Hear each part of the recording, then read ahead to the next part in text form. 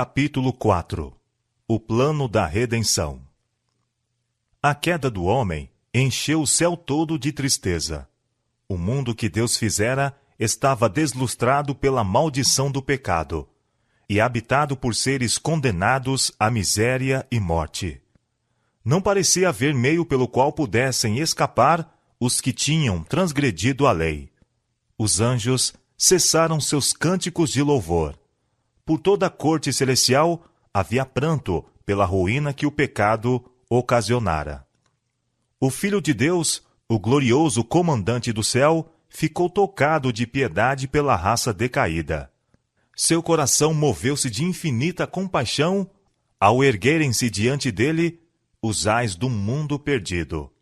Entretanto, o amor divino havia concebido um plano pelo qual o homem poderia ser remido. A lei de Deus, quebrantada, exigia a vida do pecador. Em todo o universo não havia senão um ser que, em favor do homem, poderia satisfazer as suas reivindicações. Visto que a lei divina é tão sagrada como o próprio Deus, unicamente um ser igual a Deus poderia fazer expiação por sua transgressão. Ninguém, a não ser Cristo, poderia redimir da maldição da lei o homem decaído e levá-lo novamente à harmonia com o céu. Cristo tomaria sobre si a culpa e a ignominia do pecado, pecado tão ofensivo para um Deus santo que deveria separar entre si o Pai e o Filho. Cristo atingiria as profundidades da miséria para libertar a raça que fora arruinada. Perante o Pai, pleiteou ele em prol do pecador, enquanto a hoste celestial aguardava o resultado com um interesse de tal intensidade que palavras não poderão exprimir. Muito prolongada foi aquela comunhão misteriosa, o conselho de paz, em prol dos decaídos filhos dos homens. O plano da salvação fora estabelecido antes da criação da terra, pois Cristo é o Cordeiro morto desde a fundação do mundo. Foi, contudo, uma luta, mesmo para o Rei do Universo, entregar seu Filho para morrer pela raça culposa. Mas Deus amou o mundo de tal maneira que deu seu Filho unigênito, para todo o que nele crê, não pereça, mas tenha vida eterna. São João capítulo 3, verso 16. Oh, que mistério da redenção! O amor de Deus por um mundo que não o amou. Quem pode conhecer as profundidades daquele amor que excede todo o entendimento?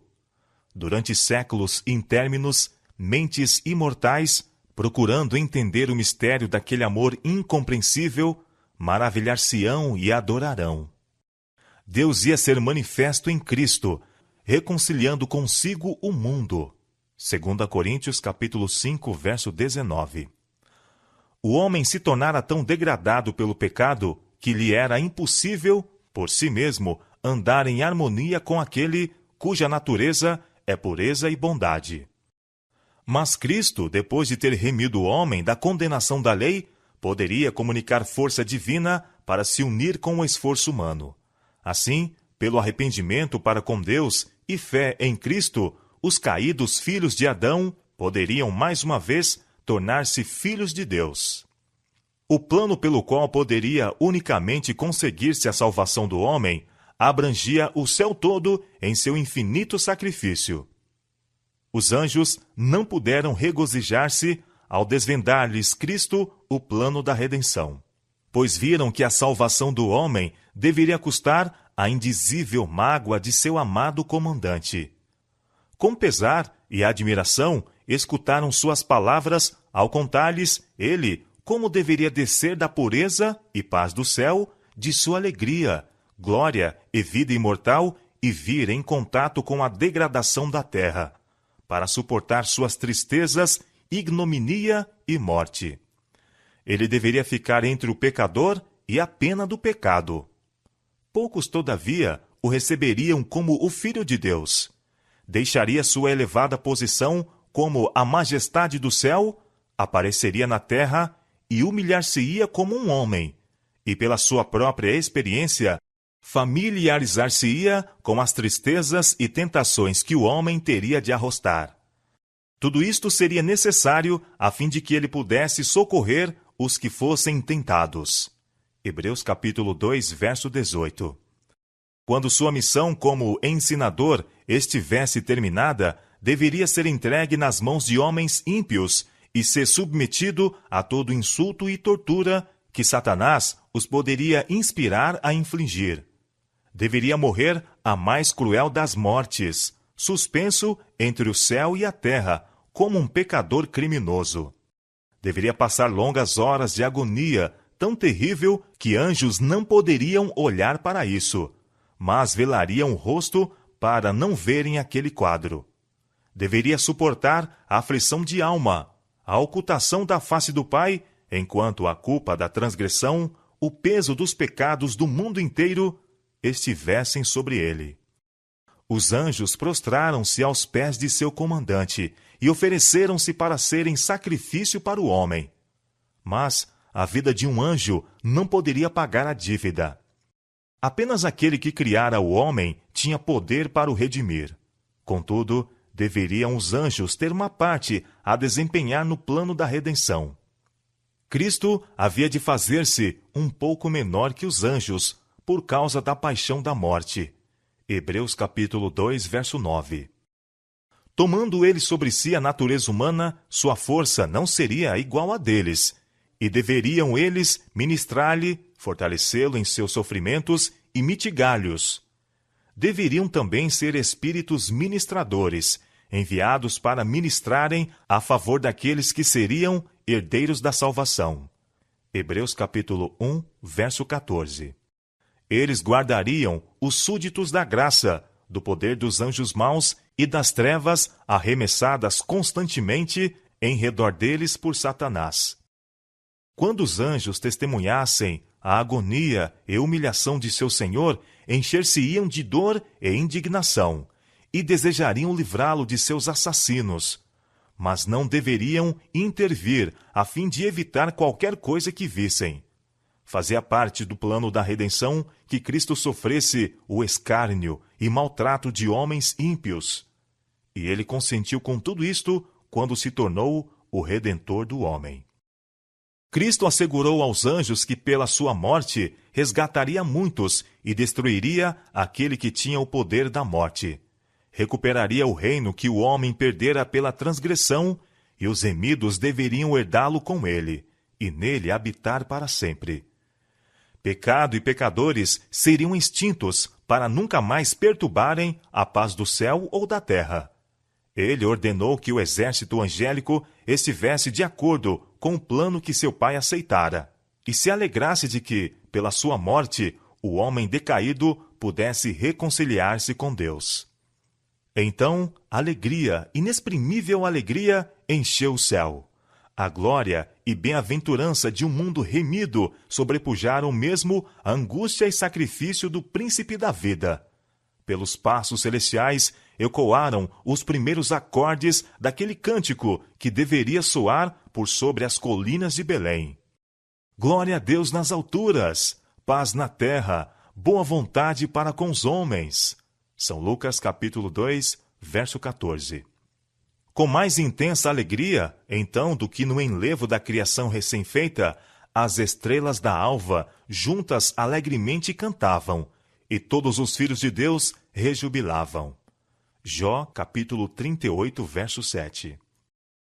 Para o homem, a primeira indicação de redenção foi dada na sentença pronunciada sobre Satanás no jardim. Declarou o Senhor: porém inimizade entre ti e a mulher, e entre a tua semente e a sua semente. Esta te ferirá a cabeça, e tu lhe ferirás o calcanhar. Gênesis capítulo 3, verso 15. Esta sentença foi proferida aos ouvidos de nossos primeiros pais. Foi para eles uma promessa. Ao mesmo tempo que predizia guerra entre o homem e Satanás, declarava que o poder do grande adversário finalmente seria quebrado. Adão e Eva achavam-se como criminosos diante do justo juiz, esperando a sentença em que pela transgressão tinham incorrido. Mas antes que ouvissem da vida de lutas e tristezas que devia ser a sua porção, ou o decreto de que deviam voltar ao pó, escutaram palavras que não poderiam deixar de lhes dar esperança. Posto que devessem sofrer pelo poder de seu forte adversário, poderiam olhar no futuro para a vitória final. Quando Satanás ouviu que existiria inimizade entre ele e a mulher, e entre a sua semente e a semente dela, viu que sua obra de degenerar a natureza humana seria interrompida, que por algum meio o homem se habilitaria a resistir a seu poder. Sendo, contudo, o plano da salvação mais amplamente patenteado, Satanás regozijou-se com seus anjos de que, tendo ocasionado a queda do homem, faria baixar o Filho de Deus de sua exaltada posição. Declarou que até ali havia sido seus planos muito bem sucedidos na terra, e que quando Cristo tomasse sobre si a natureza humana, ele também poderia ser vencido, e desta maneira ser impedida a redenção da raça caída. Anjos celestiais, de maneira mais ampla, patentearam a nossos primeiros pais o plano que fora concebido para sua salvação. Afirmou-se a Adão e sua companheira que, apesar de seu grande pecado, não seriam eles abandonados ao domínio de Satanás. O Filho de Deus se oferecera para expiar com sua própria vida a transgressão deles. Um período de graça lhes seria concedido, e mediante o arrependimento e a fé em Cristo, poderiam de novo tornar-se filhos de Deus. O sacrifício exigido por sua transgressão revelava a Adão e Eva o caráter sagrado da lei de Deus, e viram como nunca antes o fizeram a culpabilidade do pecado e seus funestos resultados.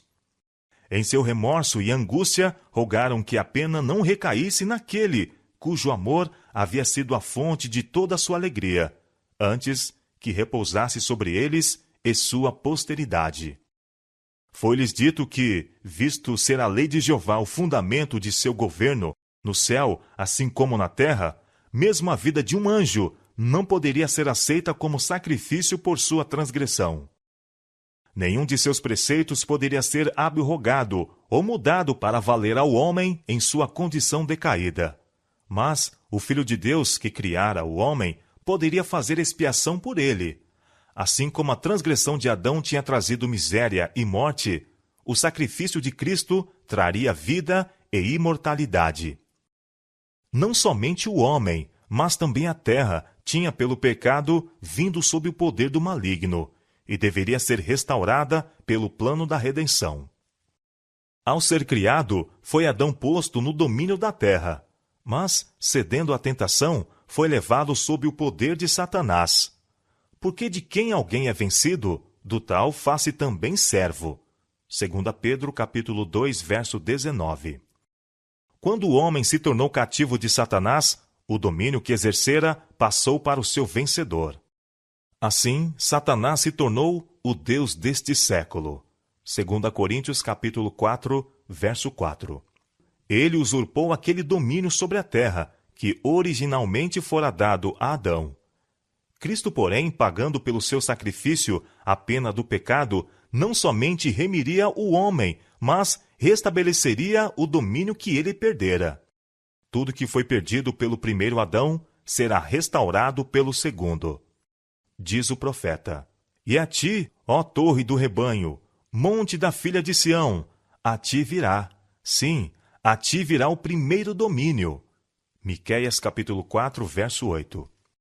E o apóstolo Paulo aponta para a redenção da possessão de Deus. Efésios capítulo 1, verso 14. Deus criou a terra para ser a morada de seres santos, felizes. O Senhor formou a terra e a fez. Ele a estabeleceu, não a criou vazia, mas a formou para que fosse habitada. Isaías capítulo 45, verso 18. Aquele propósito se cumprirá, quando, renovada pelo poder de Deus e libertada do pecado e tristeza, se tornar a eterna habitação dos remidos. Os justos herdarão a terra e habitarão nela para sempre. E ali nunca mais haverá maldição contra alguém, e nela estará o trono de Deus e do Cordeiro, e os seus servos o servirão. Salmo capítulo 37, verso 29, Apocalipse, capítulo 22, verso 3. Adão, em sua inocência, havia gozado ampla comunhão com seu Criador. Mas o pecado operara a separação entre Deus e o homem, e unicamente a obra expiatória de Cristo poderia transpor o abismo e tornar possível a comunicação de bênçãos ou salvação, do céu à terra. O homem ainda estava desligado de uma aproximação direta com o seu Criador, mas Deus se comunicaria com ele por meio de Cristo e os anjos. Assim foram revelados a Adão fatos importantes na história da humanidade, desde o tempo em que a sentença divina fora pronunciada no Éden até o dilúvio, e a seguir até o primeiro advento do Filho de Deus. Mostrou-se-lhe que, conquanto o sacrifício de Cristo fosse de valor suficiente para salvar o mundo inteiro, muitos prefeririam uma vida de pecado em vez de arrependimento e obediência. O crime aumentaria durante gerações sucessivas, e a maldição do pecado repousaria mais e mais pesadamente sobre o gênero humano, sobre os animais e sobre a terra. Os dias do homem seriam abreviados pela sua própria conduta de pecado. Degenerar-se-ia ele em sua estatura e resistência física, e em sua faculdade moral e intelectual, até que o mundo se enchesse de miséria de todo tipo. Mediante a satisfação do apetite e paixão, tornar-se-iam os homens incapazes de apreciar as grandes verdades do plano da redenção. Cristo, no entanto, fiel ao propósito pelo qual deixou o céu, continuaria seu interesse pelos homens e ainda os convidaria a esconder nele suas fraquezas e deficiências. Supriria as necessidades de todos os que a ele viessem pela fé, e sempre haveria alguns que preservariam o conhecimento de Deus e permaneceriam incontaminados por entre a iniquidade que prevaleceria. As ofertas sacrificais foram ordenadas por Deus a fim de serem para o homem uma perpétua lembrança de seu pecado e um reconhecimento de arrependimento do mesmo, bem como seriam uma confissão de sua fé no Redentor prometido. Destinavam-se a impressionar a raça decaída com a solene verdade de que foi o pecado que causou a morte. Para Adão, a oferta do primeiro sacrifício foi uma cerimônia dolorosíssima. Sua mão deveria erguer-se para tirar a vida, a qual unicamente Deus podia dar. Foi a primeira vez que testemunhava a morte, e sabia que se ele tivesse sido obediente a Deus, não teria havido morte de homem ou animal. Ao matar a inocente vítima, tremeu com o pensamento de que seu pecado deveria derramar o sangue do imaculado Cordeiro de Deus. Esta cena deu-lhe uma intuição mais profunda e vívida da grandeza de sua transgressão, que coisa alguma, a não ser a morte do amado Filho de Deus, poderia expiar. E maravilhou-se com a bondade infinita que daria tal resgate para salvar o culpado. Uma estrela de esperança iluminou o futuro tenebroso e terrível, e o aliviou de sua desolação total. Mas o plano da redenção tinha um propósito ainda mais vasto e profundo do que a salvação do homem. Não foi para isto apenas que Cristo veio à Terra. Não foi simplesmente para que os habitantes deste pequeno mundo pudessem considerar a lei de Deus como devia ser ela considerada, mas foi para reivindicar o caráter de Deus perante o universo. Para este resultado de seu grande sacrifício, ou seja, a influência do mesmo sobre os entes de outros mundos, bem como sobre o homem, olhou antecipadamente o Salvador quando, precisamente, antes de sua crucifixão, disse: Agora é o juízo deste mundo. Agora será expulso o príncipe deste mundo. E eu, quando for levantado da terra, todos atrairei a mim.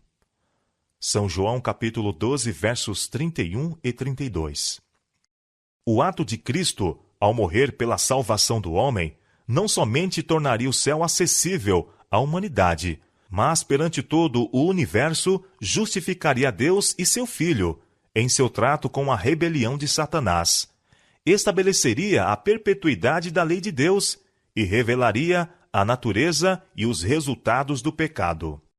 Desde o princípio, a grande controvérsia fora a respeito da lei de Deus. Satanás procurara provar que Deus era injusto, que sua lei era defeituosa e que o bem do universo exigia que ela fosse mudada. Atacando a lei, visava ele subverter a autoridade de seu autor. Mostrar-se-ia no conflito se os estatutos divinos eram deficientes e passíveis de mudança, ou perfeitos e imutáveis.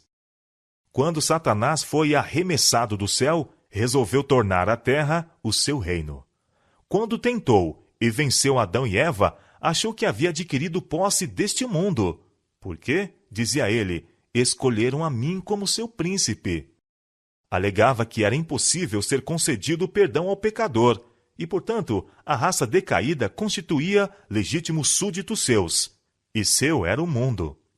Mas Deus dera o seu amado Filho, igual a ele mesmo, a fim de arrostar a pena da transgressão, e assim proveu um caminho pelo qual pudessem ser restabelecidos ao seu favor, e de novo trazidos ao seu lar edênico.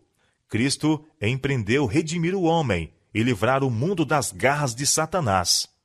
O grande conflito, iniciado no céu, devia ser decidido no próprio mundo, no próprio campo que Satanás alegara como seu. Foi maravilha para o universo todo que Cristo se humilhasse para salvar o homem decaído. Que aquele que passara de uma estrela para outra, de um mundo para outro, dirigindo tudo, suprindo pela sua providência as necessidades de toda a ordem de seres em sua vasta criação, que ele consentisse em deixar sua glória e tomar sobre si a natureza humana. Era um mistério que os seres sem pecado de outros mundos desejavam compreender. Quando Cristo veio ao nosso mundo sob a forma humana, todos estavam profundamente interessados em acompanhá-lo, ao percorrer ele, passo a passo, a vereda ensanguentada a partir da manjedoura ao Calvário. O céu observou o insulto e zombaria que ele recebeu, e sabia que isto foi por instigação de Satanás. Notaram a operação das forças contrárias a avançar, impelindo Satanás constantemente trevas, tristezas e sofrimentos sobre a raça, e estando Cristo a reagir contra isso. Observaram a batalha entre a luz e as trevas, enquanto a mesma se tornava mais forte. E ao clamar Cristo em sua aflição mortal sobre a cruz, está consumado, um brado de triunfo repercutiu por todos os mundos e pelo próprio céu. A grande contenda que estivera em andamento durante tanto tempo neste mundo estava agora decidida, e Cristo era vencedor. Sua morte resolveu a questão de terem, ou não, o Pai e o Filho, amor suficiente pelo homem para exercerem a abnegação e um espírito de sacrifício. Havia Satanás revelado seu verdadeiro caráter de mentiroso e assassino. Viu-se que o mesmo espírito com que governara os filhos dos homens, que estiveram sob seu poder, se lhe fora permitido governar os seres do céu. Unanimemente, o universo fiel uniu-se no engrandecimento da administração divina. Se a lei pudesse ser mudada, ter-se-ia podido salvar o homem sem o sacrifício de Cristo. Mas o fato de que foi necessário Cristo dar a vida pela raça caída prova que a lei de Deus não livrará o pecador de suas reivindicações sobre ele. Está demonstrado que o salário do pecado é a morte. Quando Cristo morreu, ficou assegurada a destruição de Satanás. Mas, se a lei foi abolida na cruz, como muitos pretendem, a agonia e morte do amado Filho de Deus foram suportadas unicamente para dar a Satanás exatamente o que ele pedia. Triunfou então o príncipe do mal. Foram sustentadas suas acusações contra o governo divino. O próprio fato de que Cristo arrostou a pena da transgressão do homem é um poderoso argumento a todos os seres criados de que a lei é imutável, que Deus é justo, misericordioso e abnegado, e que a justiça e misericórdia infinitas unem-se na administração de seu governo.